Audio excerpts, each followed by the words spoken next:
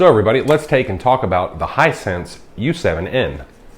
So before I get started, I wanted to take and do a quick ad and talk about, I've been watching a lot of these videos where people kind of recorded in the 70s and 80s of them shopping, walking around a Kmart, walking around a mall or Sears or whatever. And I can't help but read the comments and think to myself that a lot of people, I think, have it mistaken. Okay, number one, a lot of people seem to pine for these days and say that nowadays sucks. It was so much better back then. Okay, all right, sure enough, yeah, sure. I think from a certain perspective of generation, like people who lived during these times or people who lived during any times, to look back retrospectively, there is a certain pining for those days. There's a certain nostalgia, a certain looking at things with rose-colored glasses. In terms of, oh, I was a kid, I was 10, 11, I was 15, whatever it may have been, and times were so much better. Well, they were much better for you because you didn't have any stress. You went to school, you hung out with your friends, your buddies, or whatever, and there was nothing to really worry about. But that doesn't necessarily mean they were better. Okay? All right, and then the second thing, and the kind of the more worrying perspective, is young people that are probably younger than 20 pining for these times.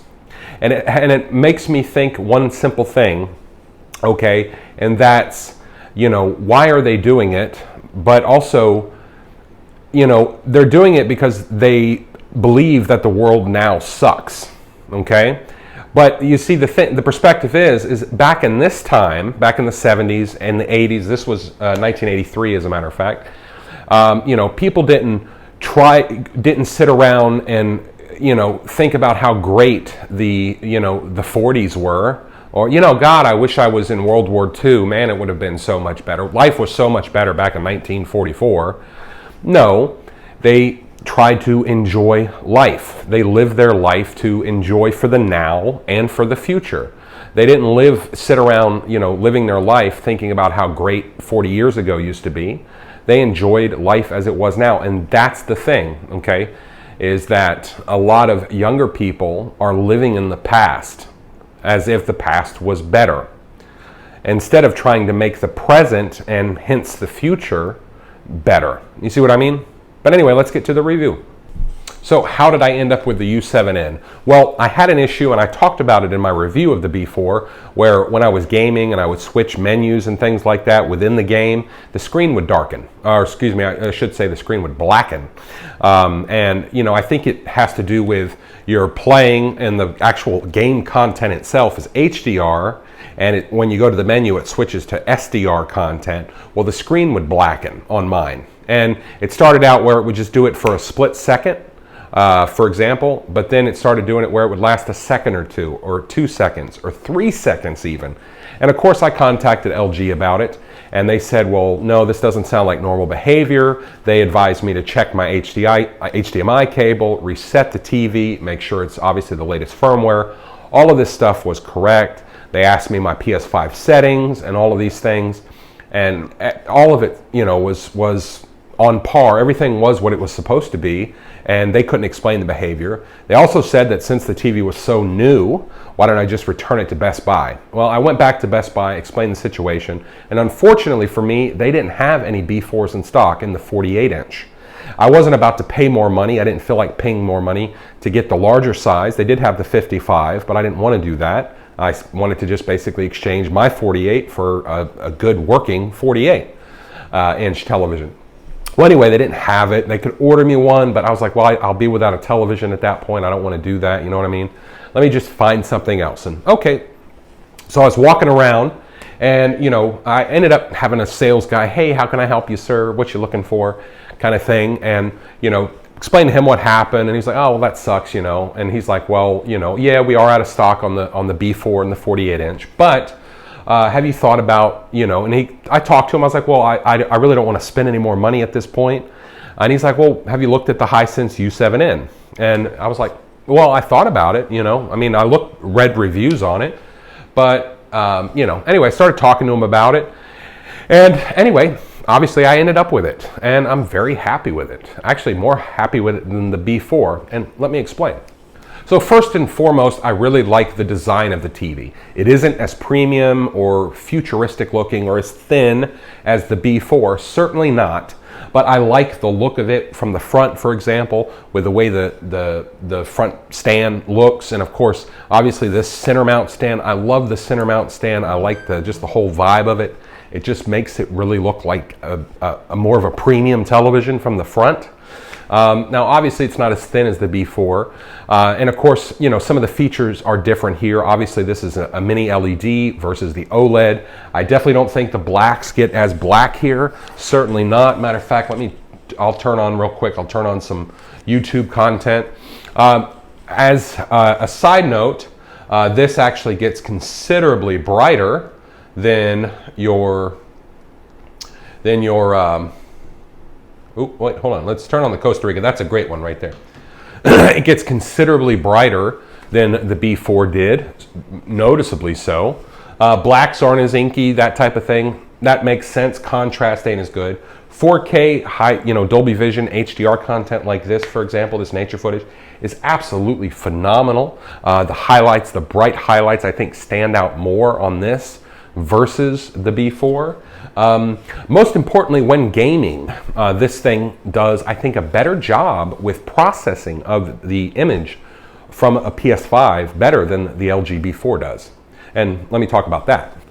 So the thing I notice with the U7N versus the B4 when gaming, specifically with the PS5, is I noticed that the B4, and I had my PS5 unhooked, so I was going to do it for the video, but anyway, the best way I can describe it is the B4 displays the gaming image really well, and it displays a really great gaming image. But the U7N displays it more realistically, if you know what I mean.